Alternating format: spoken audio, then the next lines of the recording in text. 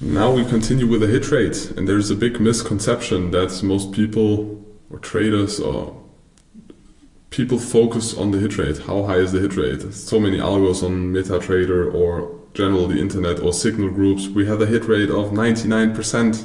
Most of them are martingale systems, so systems that just double their position. If you have something like COVID, this can be fucked up because at some point you cannot double your position anymore, but you have a very high hit rate because the likelihood of the market. Let me draw it on the PowerPoint. So if you just have a price point, a market is somewhere, and then you have a moving average, and then you say when we extend, so we have a moving average, we take a different color. So we have any moving average with the market. And then we calculate the standard deviation, historic standard deviations of that. So we say we have our first, our second, maybe our third standard deviation. And then the algorithms say, of course, sometimes divide it to 10 standard deviations or categorize it in smaller steps. And then the market extends to this point. Then they just sell one position here. But then the market extends, and then they sell double of the position they sold here. They're selling again. And when the market extends even more to this point, they will sell a third time. And at some point, it is very likely that the market's going to reverse at least a little bit. It does not reverse until this point because we double the positions. So we have higher entry points.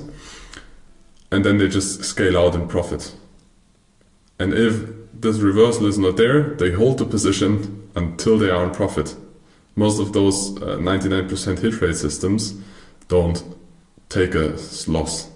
They just take a loss if something like COVID happens, because the same things happen to the downside, and then the moving average or the average price, you can sometimes use VWAP, it doesn't matter, it's just any calculated average, goes down, and we have the same standard deviation levels to the downside.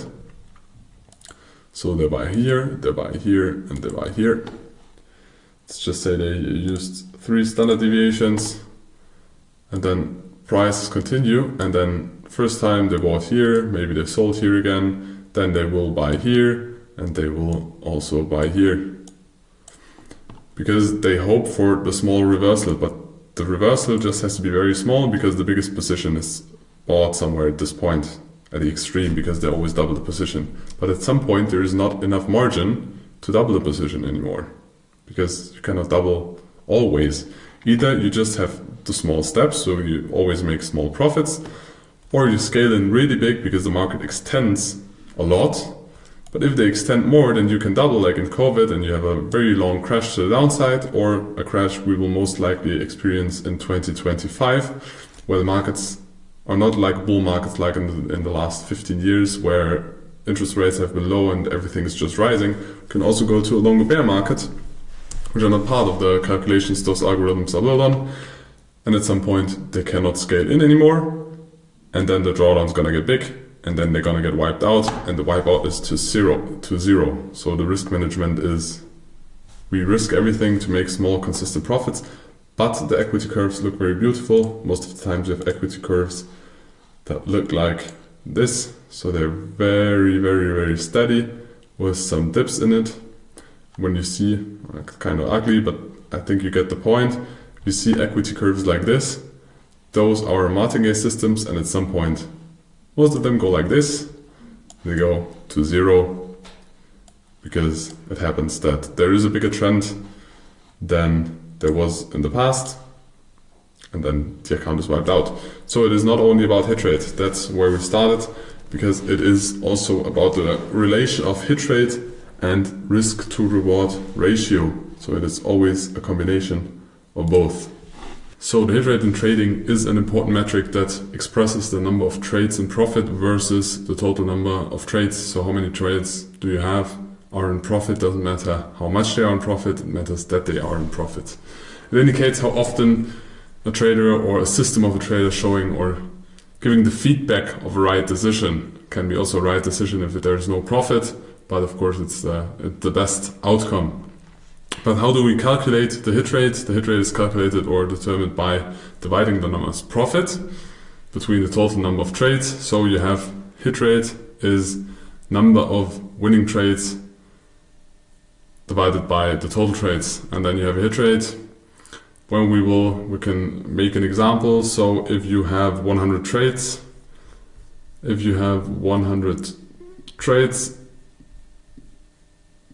oh, that one's wrong. So if you have a total number of 100 trades, wow,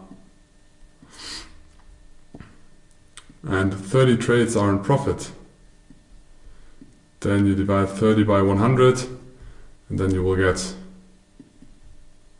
0.3. So you have a 30% hit rate, and so on.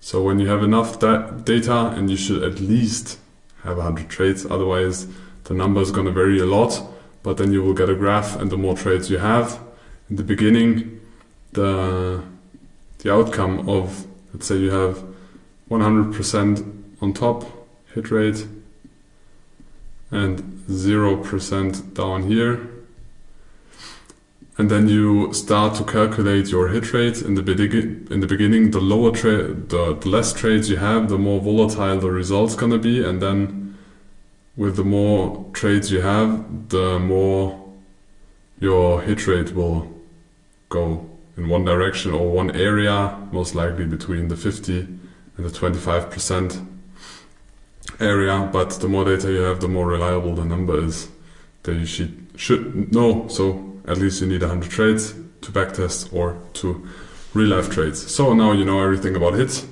rate, and we can continue to the next part.